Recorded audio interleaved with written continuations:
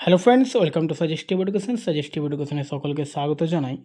MTS 2024 এক্সামের জন্য যে আমরা প্রিভিয়াস ইয়ারগুলো প্র্যাকটিস করছিলাম তার আজকে 11 নম্বর ভিডিও। এর আগে আমরা 10টা শিফট প্র্যাকটিস করে নিয়েছি। আর আজকে এক্সাম ডেটটা দেখো 6 সেপ্টেম্বর 2023। এক্সাম টাইম হচ্ছে 12:30 থেকে 2:30, অর্থাৎ সেকেন্ড শিফটে। চলো আমরা প্রথম কোশ্চিন আজকে প্র্যাকটিস করি।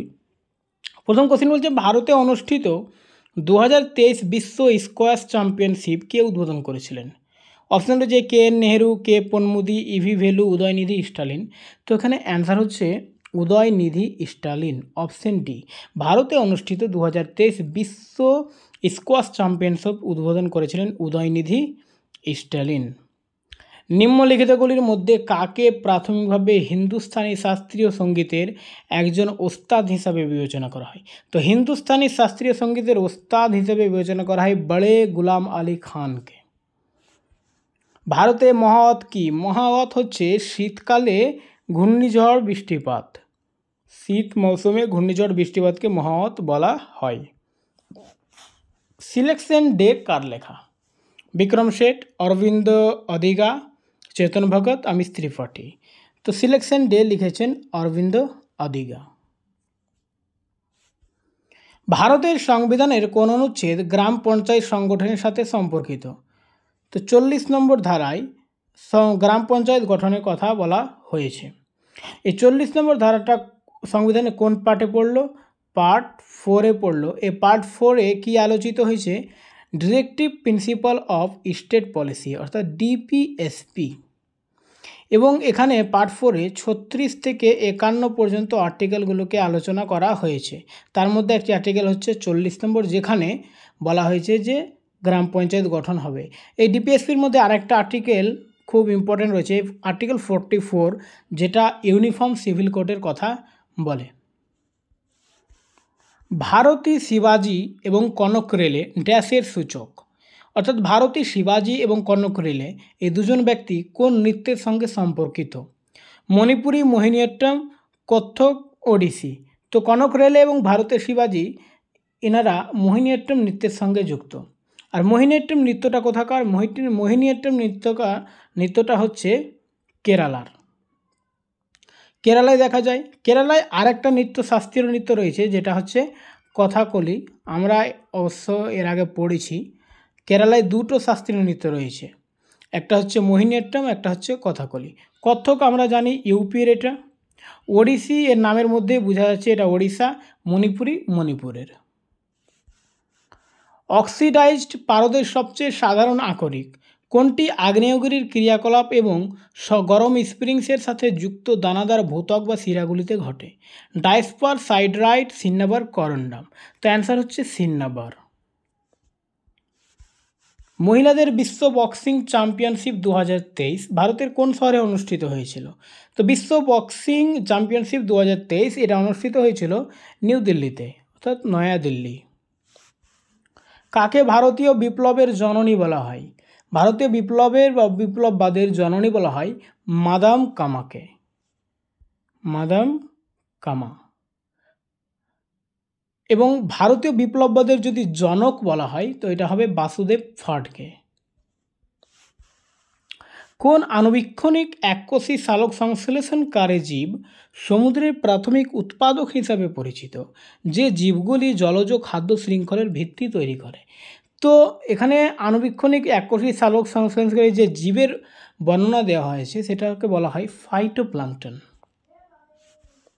নিচের কোন উপন্যাসটি লেখকের সাথে সঠিকভাবে জোড়া হয়েছে, অর্থাৎ মিলেছে? তো শ্যাডো লাইন্স আর কে নারায়ণ না, মালগুডি ডেজ বিক্রম শেঠ না, মালগুডি ডেজ আর কে নারায়ণের লেখা। আর the namesake Jhumpa Lahiri, এটা ঠিক রয়েছে, দ্য নেম শেখ ঝুম্পা লাহিড়ির লেখা। নিচের কোনটি ভারতের যোগাযোগের মেল চ্যানেল? সবুজ চ্যানেল, অর্থাৎ গ্রিন চ্যানেলকে ভারতের যোগাযোগের মেল চ্যানেল বলা হয়। The umbrella of Ujjwal Bharat Ujjwal Bhavishya power at 2047 এটা একটা প্রজেক্টের নাম। এর অধীনে প্রধানমন্ত্রী তেলেঙ্গানায় নিম্নলিখিত 100 মেগাওয়াট সৌর প্রকল্পগুলির মধ্যে কোনটি উদ্বোধন করেছেন? অর্থাৎ বলছে the umbrella of Ujjwal Bharat Ujjwal Bhavishya power at 2047 এই প্রকল্পের অধীনে একটা সৌর প্রকল্প প্রধানমন্ত্রী উদ্বোধন করেছেন। এর নাম কি? তো এর নাম হচ্ছে রামাগুন্ডাম ফ্লোটিং সোলার প্রজেক্ট। এটা রয়েছে তেলেঙ্গানায়। নিচের কোনটি ইউরোপ ও আফ্রিকার মধ্যে সীমানা হিসাবে কাজ করে? ইউরোপ ও আফ্রিকার মধ্যে সীমানা হিসাবে কাজ করছে জিব্রাল্টার প্রণালী। নিচের মধ্যে কে কত্থক নৃত্যের সঙ্গে সম্পর্কিত? কত্থক নৃত্যটা আমরা কোথাকার পড়লাম? ইউপির। এবং এই কত্থক নৃত্যটার সঙ্গে সম্পর্কিত ব্যক্তিগুলোর মধ্যে হচ্ছে একজন পণ্ডিত বিরজু মহারাজ, খুব একটা ইম্পর্টেন্ট ব্যক্তি, বিখ্যাত ব্যক্তি, সবাই মানে এর নাম শুনেছে। তো কত্থক নৃত্যের সঙ্গে যুক্ত পণ্ডিত বিরজু মহারাজ।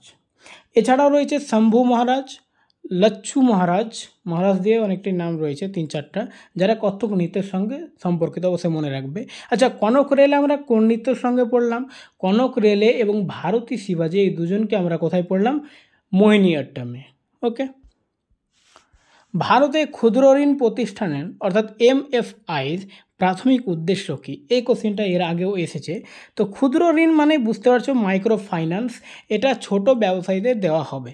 তো নিম্ন আয়ের যারা ব্যক্তি, যে ছোট ঋণ প্রদান করা এর উদ্দেশ্য।